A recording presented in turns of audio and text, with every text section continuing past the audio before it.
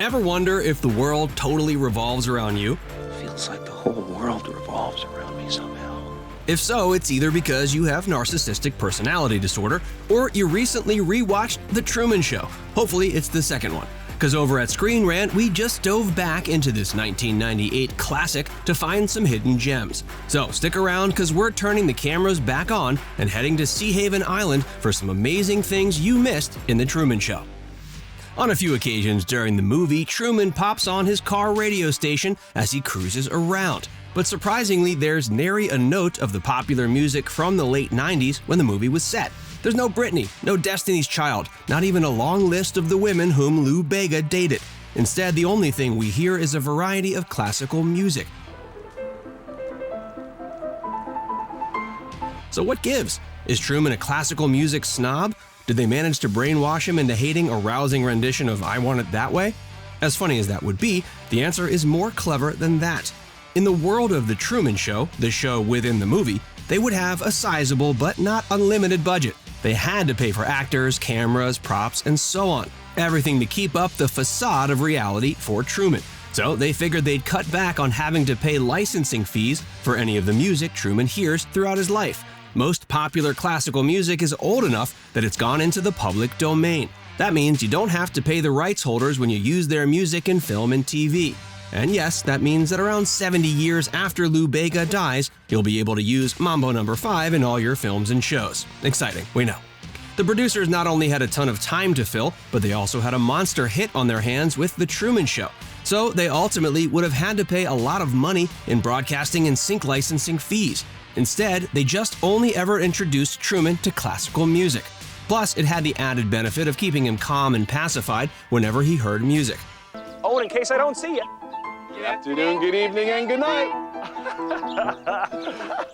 It's a shame. He spent an entire childhood never getting to lip sync to Good Vibrations by Marky Mark and the Funky Bunch. We all did that, right? In the middle of the movie, Truman has his first breakdown as he starts to suspect things are not as they seem in his little world. And since he's deathly afraid of being on the water, he tries an alternate route out of town. He runs through the forest on the edge of Sea Haven. And although this attempt is ultimately unsuccessful, sharp-eyed viewers might notice a fun detail that the filmmakers added in. As he runs through the forest, we catch a couple very brief glimpses of it. And what's most interesting is that the trees are planted in clean, straight lines. That means they were, you guessed it, put there by someone. That's right, this was, along with pretty much everything in Truman's world, a fake forest. And they could get away with not planting them to look more natural by scattering the trees around, because Truman hadn't ever been in a real forest. So for all he knew, forests always looked like they were designed by an OCD farmer. It was also interesting to note that the trees in the scene are all pretty young. That means they were likely planted there around the time when the production crew was building the set for The Truman Show, aka they're basically just about as old as Truman. If you watch TV for long enough on any given day, you're pretty likely to see Paul Giamatti's face. The guy has been in so many things, and for good reason. He's a phenomenal actor. And early in his career, he was cast as Simeon in The Truman Show. Simeon was in charge of the control room, meaning he ran the logistics of putting on the show day after day. Giamatti's role in the movie was small but powerful, and we like the fact that he was one of the only folks who seemed to care what happened to Truman. This was particularly evident when Christoph, the man behind the curtain, nearly kills Truman towards the end of the movie. But a fun moment with Simeon that you might not have noticed comes at one point not long after Truman is starting to finally put all the pieces together. While the people in the rest of the world might have been on the edge of their seats, guessing whether Truman would eventually figure it all out, Simeon and his crewmates seem to be a step ahead. There's a great shot of Simeon holding a newspaper, and if you zoom in, you notice he's reading the want ads of the LA Times. So unless that's part of the paper he finds most captivating, he's on the hunt for a new job. He clearly realizes the star of the show he's been working on for a couple decades is about to figure it all out, and the show will be kaput. Hey, well done being proactive, Simeon. One of the running gags of the movie is that within the world of The Truman Show, the characters are always finding ways to insert promotional products in front of the camera. One overt and over-the-top moment is when Truman's wife, Meryl, played perfectly by Laura Linney, suddenly holds up a knife in its packaging called Chef's Pal as if she was a model on The Price is Right. It's a Chef's Pal. It's a dicer, grater, peeler all in one. Never needs sharpening, dishwasher safe. Of course, these types of product placements are so common in Truman's life, he doesn't really notice them. But again, the show within the movie had to find ways to pay for everything, right? Another running product placement we see is the beer his buddy Marlon drinks. Whenever Marlon reaches for a cold one, or 6, he always makes sure the label finds the eye of the camera. But what you might not have noticed is that the beer he drinks, called Pen Pavels, is the same one that people watching the show drink. In other words, the advertising from the show has worked, and the people in the world of the movie are fans of Pen Pavels. Another interesting promotional tie-in happens when Truman and Marlon hit golf balls off of a bridge. If you're paying close attention, you'll realize the cars they're hitting in front of are both Fords, and they're both brand new. Now, this could be a coincidence, but there's not much left to coincidence in the world of The Truman Show, especially when there's a chance for a promotional tie-in. Clearly, both characters were given Fords to drive as part of a product placement deal. Now, how they keep convincing Truman that it's normal for people to just keep getting free new cars is anyone's guess. Truman might have been married to Meryl, but clearly his true love was Sylvia, played brilliantly by Natasha McKellen. Sylvia is a longtime extra on the show, but Truman has slowly formed a crush on her over the years. And perhaps we root for this union even more once we find out Sylvia is actively trying to find ways to end the show and let Truman in on the whole thing. There's a fun blink-and-you-miss-it detail in her story that shows off the lengths she's willing to go in order to save our man Truman. There's a super quick shot of Sylvia's apartment where we see a bulletin board she's constructed. On it are clearly her records of who she might be able to rope into her plans to save Truman. A screen grab of the moment reveals that she's talked to a coffee vendor as well as a jogger, 2 characters we don't actually see in the movie. She's also tried to convince a newspaper salesman, and he's a character we do actually see. On the board, Sylvia has noted that the first 2 aren't interested, but that the news guy will, quote, think about it. There's a scene when Truman heads into the local travel agent to see about finally planning a trip out of town. He asks about booking a trip to Fiji, but the travel agent informs him there aren't any flights for another month. But there's a fun detail you might not have noticed. When we first see the woman playing the travel agent, she has a bib on. So she was either in the middle of a lobster feast or she was having her makeup done by the show's hair and makeup department. And considering the show probably wasn't about to splurge for lobster, it's safe to say it's the latter. The reason she's still getting prepped when he walks in is because hitting up the travel agent was not part of Truman's usual routine. So they weren't ready. They had to rush someone over to act as the travel agent and quickly get her presentable for TV. Clearly, they barely had time to finish before Truman walked in, because her protective bib was still on. The agent does manage to realize it's on and covertly yanks it off during the scene. This is yet another example of the incredible details that the movie's creative team put in to give the show within a movie aspect a believable reality. At one point in the movie, Truman's mother shows off a photo album of Truman as a kid to him and Meryl. She scrolls through and lands on a photo of Truman dressed as a clown. The caption drawn on the page of the photo book even reads, "My little clown." Now at first glance, this is simply meant to act as a reaffirmation for Truman that he did indeed have a real and normal childhood. After all, they've got photos. Nothing is weird here. But it's important to note that in that photo, Truman is perched behind the bars of a kiddie gate. Nothing super weird about that either on face value. Lots of parents have used little gates to keep kids from falling down the stairs or crawling into the other room. But the poignancy of the moment comes when you combine the fact that Truman, as an adult, is essentially just that, a clown who is basically trapped in a prison. It's a nice little meta wink from the screenwriter and art department. The movie never actually gives us a specific year in which it's set, but there are a couple fun clues that not only shed light on what year it is inside the dome, but also what year it is outside the dome, but still in the movie. Stay with us here. You can't leave, Truman. We do know that they started production on the movie towards the end of 1996, so the script was obviously written well before that.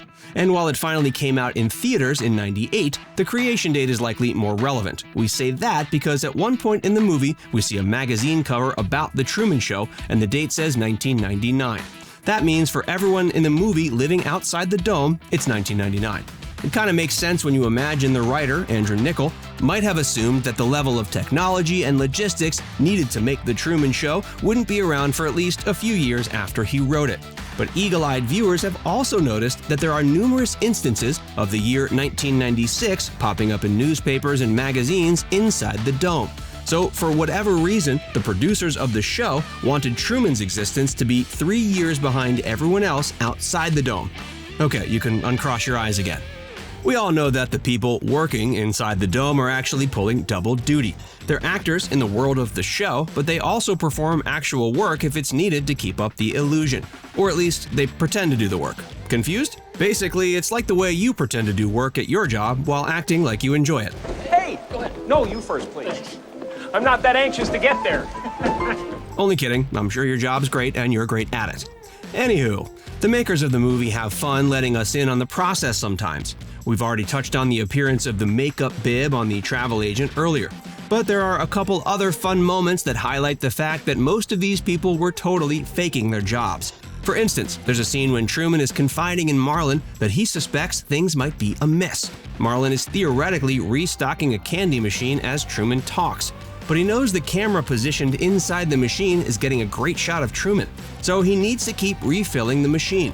There's a quick moment when Truman turns around slightly, and before he turns back, Marlon pulls candy back out of the machine only to continue to restock it. That way the scene wouldn't be ruined. Another funny instance is when Truman, towards the end of Act 1, begins to test out his suspicions that things aren't as they should be.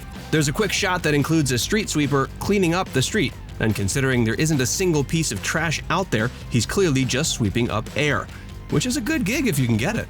Speaking of those intrepid actors who surrounded Truman on a daily basis for years on end, that had to be a pretty grueling job.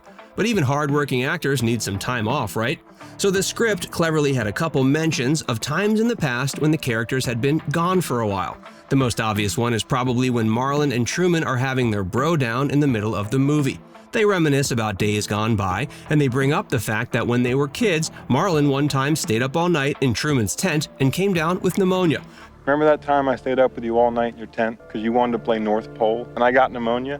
They talk about the fact that after that incident, he had to be out of school for a month.